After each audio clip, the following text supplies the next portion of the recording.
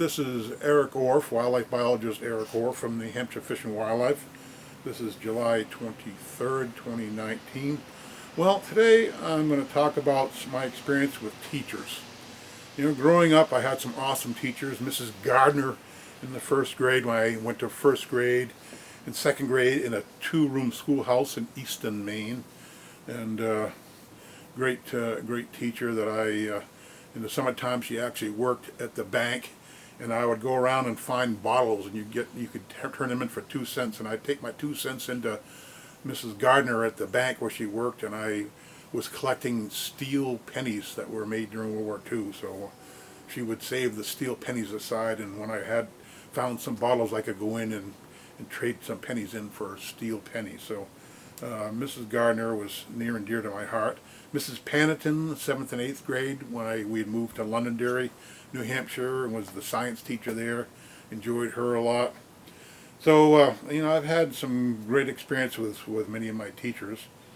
But I also have had a chance as a wildlife biologist for the New Hampshire Fish and Game Department to work with teachers professionally in a number of different ways.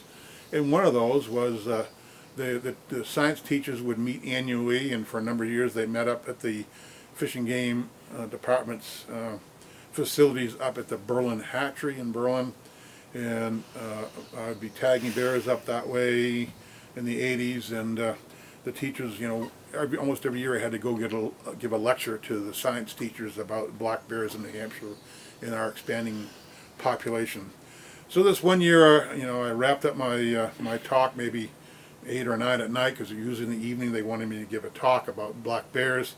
And the teacher said, well, you know, can you show us a bear? So I said, I bet I can. So we loaded the teachers, I don't know, a dozen or so, maybe 15, into this van, or a big van, and we headed off to Berlin and actually went to the dump, because I knew that the open dump there was being used by bears. So you know, I parked my fishing game truck, and they get out of the van, and we began to walk around the gate and out into the dump, which was probably 100 yards or more from where the gate was. And I was the only one with a flashlight, as I recall. I had a spotlight in my hand.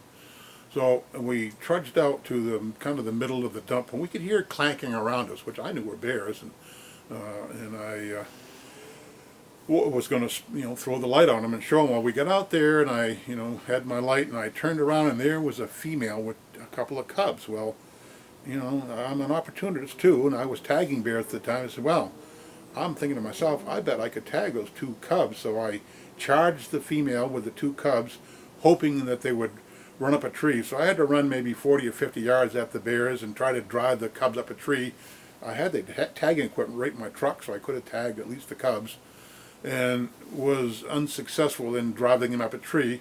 But in the meantime, I had abandoned this group of a dozen or more teachers in the middle of the Berlin dump, surrounded by bears in the total pitch darkness.